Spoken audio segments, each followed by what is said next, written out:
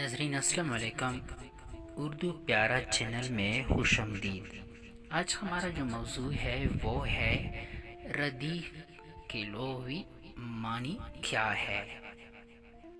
تو چلو احباب شروع کرتے ہیں۔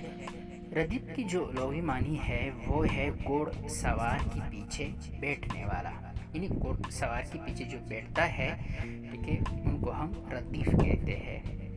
شعری اصطلاح میں ردیف سے مراد وہ لفظ یا الفاظ کا مجموعہ ہے جو قافیے کے بعد مکرر آئے اور بالکل یکساں ہو۔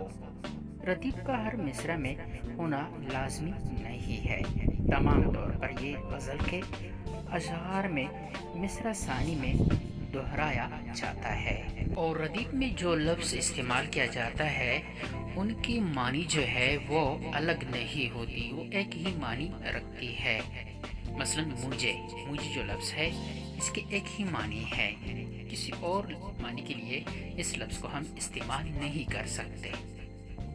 ردیف کی مثال ہم شعر میں دیکھتے ہیں، یعنی شعری امثال ملاحظہ فرمائے۔ مثلا ایک شعر ہے کہ جذبہ شوق کے در کو لیے جاتا ہے مجھے، پردہ راز سے کیا تم نے پکارا ہے مجھے۔ احباب ہم نے شعری مثال دیکھا، اس میں ردیف کا استعمال ہوا ہے، تو آئیے ہم مزید سیکھتے ہیں۔ اس شعر میں مجھے ردیف ہے، یعنی اس شعر میں جو مجھے لفظ استعمال ہوا ہے وہ ردیف ہے، کیونکہ یہ قافیہ کے بعد دہرایا جا رہا ہے اور تبدیل نہیں ہو رہا ہے اور بار بار دہرایا جا رہا ہے۔